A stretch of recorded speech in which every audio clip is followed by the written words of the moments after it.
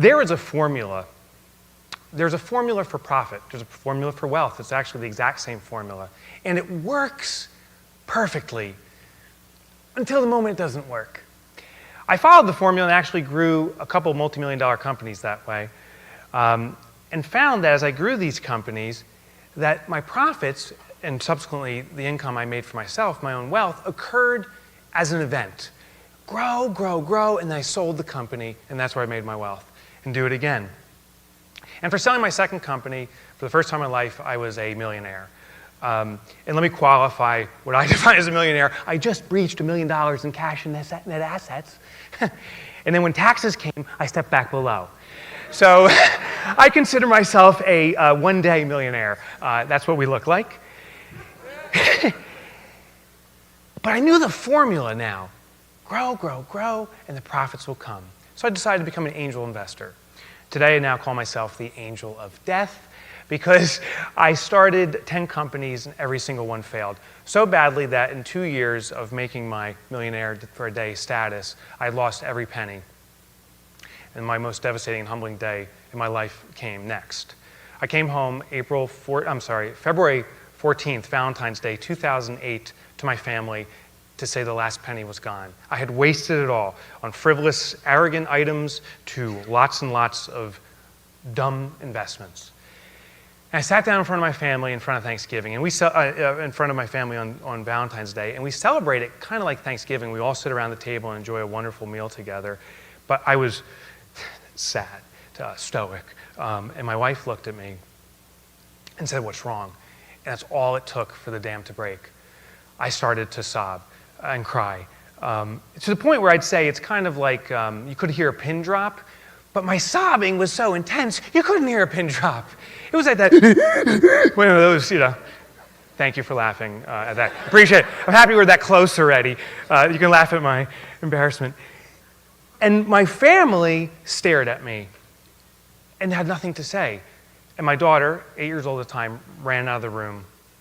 And when she ran out of the room, I wanted to run out so badly too. And then she came back with her piggy bank. She put it down on our dining room table and slid it to me and said, "I'm going to help us." That's a humbling moment. And what I realized in that moment was the formula I believed for financial success is a broken formula. It's called GAAP. Generally accepted accounting principles. It's an axiom. An axiom is this. It's a truth that we hold in our minds because everyone else is doing it. There was a time with the world when we thought the earth was the center of the universe. We all believed it because everyone else did until we realized it was wrong. The world was flat until it was wrong. Man couldn't fly until he could. We would never leave the planet until we did. And GAP's another one of these. And the funny thing about generally accepted accounting principles, it says it's an axiom right there. Generally accepted. We just generally accept it. The formula looks like this. Sales minus expenses equals profit. Perhaps you use this formula yourself. This is how I grew my business. Sell as much as you can, incur expenses to support those sales, and then you have profit. Profit is a leftover. It's an afterthought. And for myself, how I'd run my business, and perhaps you do too, and perhaps even your life, is I'd look at my bank account every single day and see how much sales has accumulated. And then I would see what bills had piled up that I could pay, extract from my sales and pay the expenses. That's what the formula says. And then I'd look for the leftover, profit. Fortunately, there's rarely a leftover there. Never, in fact. Only when I had this big moment of selling a business or a huge customer would come in and there'd be some profit momentarily until my expenses would expand to fill it. There's a principle called Parkinson's law. Nothing to do with Parkinson's disease. But what Parkinson's law states is that when a resource is made available, we consume it all. If we have 4 hours to get a project done, miraculously you will do it in 4 hours. But when you're given 4 days or 4 weeks, it will take 4 days or 4 weeks. That's the power of Parkinson's law. And while this formula is very logical, it doesn't account for Parkinson's law. Now, if you ever go through an experience like I did, and I pray you don't, I did face with what I call functional depression. I could continue to work, but it was very hard to work. I removed myself from my social situation and hanging out with friends and just watched a lot of TV and drank a lot of beer. And as I was sitting there watching my last infomercial of all things, watching Suzanne Sommer with her thigh masters, and of course I had one, so I'm watching TV like this, going, what am I doing? I decided to turn the channel. And a fitness expert came on and said those quick fixes, the P90Xs, the thigh masters, the ab inductor that electrocutes you every 5 seconds, those things don't work. Not that they actually don't work, but they require us to change our behavior. And for us to change our behavior is very hard. He said, but there is a solution, and it's simple. Work with our behaviors.